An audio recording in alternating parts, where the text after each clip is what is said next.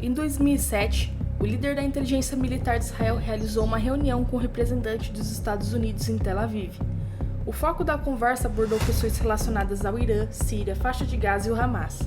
Naquele momento, o Hamas havia recentemente vencido as eleições palestinas, desencadeando conflito com outro grupo palestino. Esse confronto resultou no controle total do Hamas sobre a faixa de Gaza.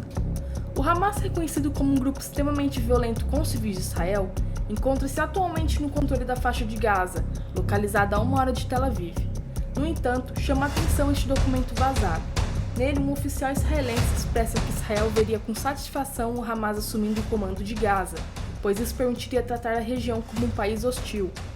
Este documento é uma visão de uma estratégia de facções de direita dentro do governo israelense, usada há décadas para vencer um dos conflitos mais divisivos do mundo hoje, em que dois grupos estão lutando por um pedaço da Terra Santa.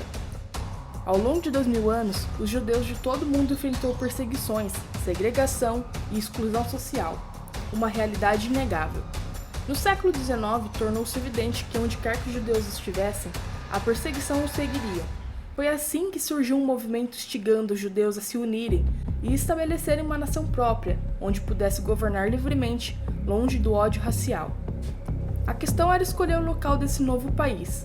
Várias propostas foram levantadas, incluindo a Argentina e até mesmo o então Quênia, que na época era conhecido como Uganda. No entanto, a maioria dos adeptos desse movimento desejavam que os judeus retornassem à sua pátria histórica, chamada Palestina. Nessa região, há 3.000 anos, os judeus construíram seu templo e desenvolveram sua cultura, mas foram exilados de sua terra. Na década de 1900, dezenas de milhares de judeus, predominantemente da Europa, migraram para a Palestina, que eventualmente ficou sob o controle britânico. Os britânicos, enfrentando a crescente tensão entre árabes locais e imigrantes judeus, estavam se preparando para se retirar da região. Na década de 1940, ocorreu um terrível genocídio contra os judeus na Europa, liderado por Hitler e seu regime nazista.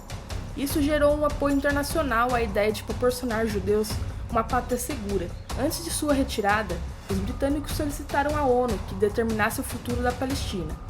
A ONU então decidiu dividir a região em dois novos países, um para judeus e outros para árabes palestinos que já habitavam a área. The Jewish state colored light, the Arab state dark, Jaffa to go to the Arabs, Jerusalem internationalized.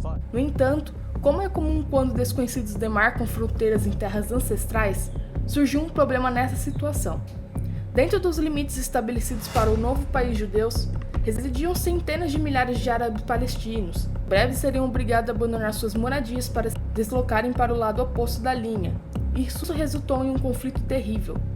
Milícias judaicas obrigaram mais de 700 mil árabes a abandonarem suas residências e tornaram-se refugiados. As fronteiras inicialmente propostas passaram por alterações, evoluindo para linhas de cessar-fogo, e no final de todo o processo, os judeus finalmente conseguiram estabelecer seu próprio país, o Estado de Israel.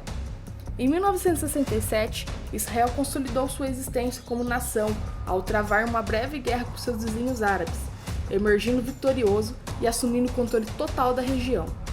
O país passou a dominar extensas áreas de terra, expandindo seu território judeu. Muitos interpretaram essa conquista como um sinal divino, legitimando sua presença na região. No entanto, os palestinos, quase 1 milhão dos quais foram deslocados de seus lares, passaram a viver na Cisjordânia e na faixa de Gaza, agora sob controle israelense. Ao longo do tempo, a terra seria segmentada por estradas, postos de controle, muros e outras estruturas militares, exercendo controle sobre a movimentação e vida de palestinos.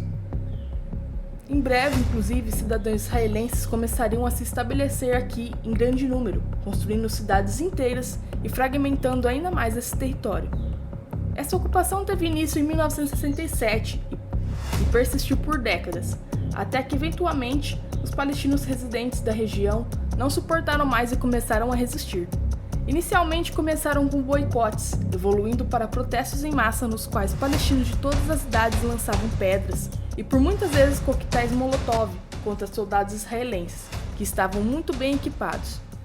Foi uma manifestação da indignação palestina contra a ocupação israelense e perdurou por anos. O governo israelense respondeu reprimindo a revolta, resultando na morte de muitos palestinos.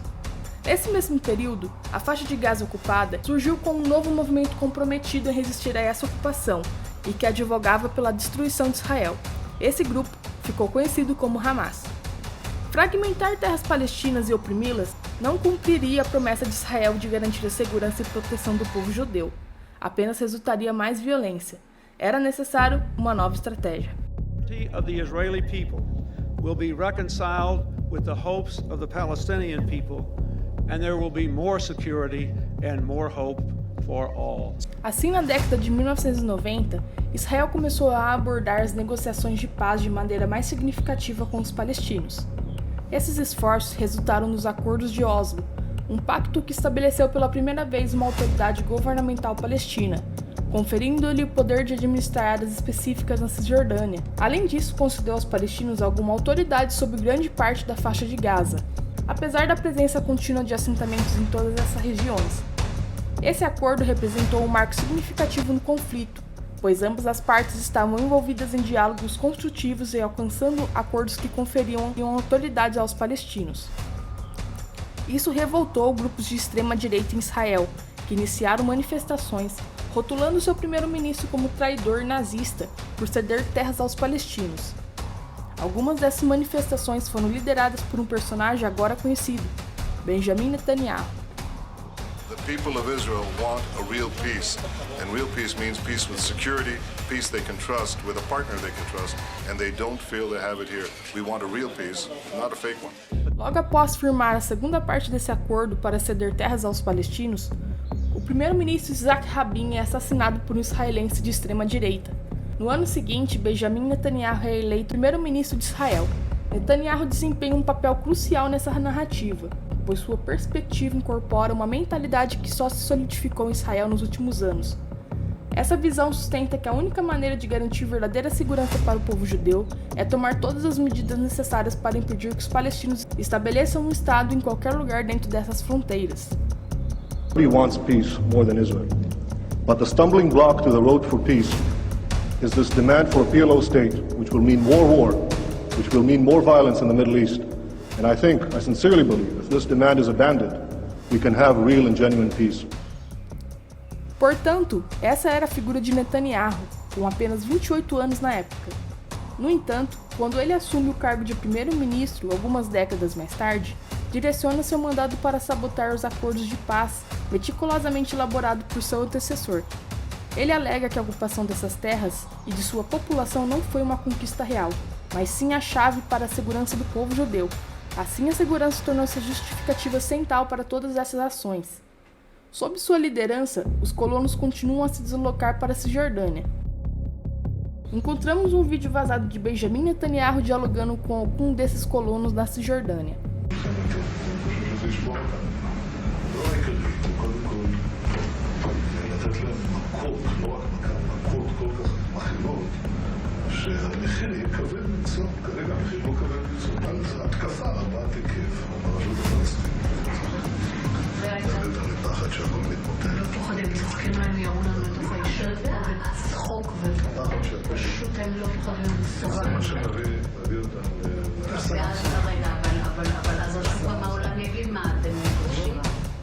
Ele admite terminados os acordos de paz firmados pelo governo israelense com os palestinos. Sua oposição a esses acordos motivou sua decisão de sabotá-los, expressando forte oposição a um Estado palestino ou a qualquer forma de autonomia para os palestinos nessa região.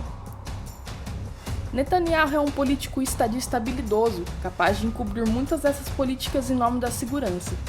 No entanto, aqui vemos sua verdadeira opinião enquanto conversa com esses colonos, acreditando que não está sendo gravado. Não surpreendentemente, o desejo por paz desaparece de ambos os lados.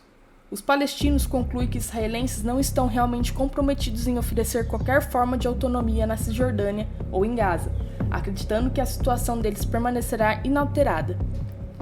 O Hamas assume um papel significativo na violência, recorrendo a atentados suicidas e ataques. Em resposta, Israel utiliza uma força considerável, resultando na morte de 1.000 israelenses e 3.000 palestinos durante os confrontos. Nesse ponto, a perspectiva de Netanyahu sobre o mundo começa a parecer mais atrativa. As negociações de paz não surtiram efeito. Ao contrário, provocaram mais violência. Surge a ideia de que a única forma de garantir a segurança seria retornar à ocupação completa, controlando todos os movimentos dos palestinos na Cisjordânia e na faixa de Gaza. Assim, nesse momento, a ocupação se intensifica, com mais muros, barreiras, postos de controles e assentamentos. Mais tarde, em 2005, Israel retirou-se da faixa de Gaza, concedendo controle total à autoridade palestina daquela região. No ano seguinte, realizou-se uma eleição nas autoridades palestinas, e o vencedor surpreendeu o mundo, dando início a um novo capítulo para este conflito. O Hamas foi o vencedor dessas eleições. O partido palestino que perdeu as eleições tentou manter o poder à força, resultando em confrontos entre os dois partidos palestinos. Essa disputa levou à divisão entre os governos palestinos, com o Hamas assumindo o controle total da faixa de Gaza, após uma amarga divisão. Israel, por sua vez, via a situação como uma vantagem estratégica, podendo tratar Gaza como um país hostil, impondo bloqueios e controlando a entrada e saída de pessoas, alimentos, remédios, dinheiro e materiais de construção. Essa divisão fortaleceu a posição da direita israelense, especialmente Benjamin Netanyahu, que já se opunha às negociações de paz anteriores. Com a eleição de Netanyahu em 2009, ele reforçou sua imagem como defensor de segurança, prometendo proteger os cidadãos israelenses e a preocupação com o controle do Hamas sobre a faixa de Gaza. Netanyahu continuou sabotando negociações de paz, construindo assentamentos e adotando uma abordagem que tornava a situação insustentável para os palestinos, atacando o governo palestino de maneira abrangente. Enquanto Hamas controlasse a faixa de Gaza, a causa palestina permanecia fraca e dividida. Netanyahu justificou o bloqueio imposto à faixa de Gaza, o que por sua vez legitimava o Hamas aos olhos do povo local. A luta amarga do Hamas contra a opressão israelense era vista como justificada, levando a lançamentos de foguetes contra Israel para demonstrar ação, ao contrário da autoridade palestina na Cisjordânia. Isso fortalecia a narrativa de Netanyahu de que palestinos não desejavam paz, mas sim violência e a destruição de Israel. Ele argumentava que o único caminho para a segurança era mais ocupação e opressão. Em vez de tentar eliminar o Hamas, Netanyahu apoiou abertamente o grupo, aprovando grandes transferências de dinheiro não rastreáveis, entregue literalmente em malas na faixa de Gaza. Esse dinheiro inevitavelmente chegava às mãos do Hamas para ser usado contra Israel. Ao negociar com o Hamas e libertar prisioneiros palestinos em troca de um israelense, Netanyahu legitimava ainda mais o grupo. Quanto mais Netanyahu conseguisse manter o Hamas no poder de Gaza e contê-los, mais ele poderia garantir a divisão dos palestinos. Isso lhe permitiria impedir negociações de paz, dando-lhe tempo para continuar seu projeto de expansão na Cisjordânia.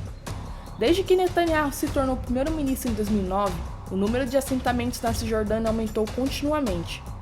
A cada dia que passava, a viabilidade de um Estado palestino tornava-se menos provável.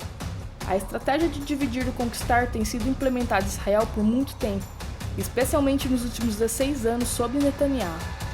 Aqueles no poder acreditam que essa abordagem está funcionando, permitindo manter o status violento, alcançar a segurança para o povo judeu e expandir para mais terras.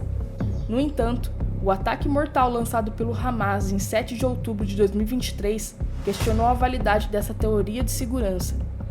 Demonstrou que, embora a estratégia de Netanyahu de dividir para conquistar possa ter êxito na expansão territorial, não está cumprindo a promessa original de Israel, que é garantir a segurança do povo judeu.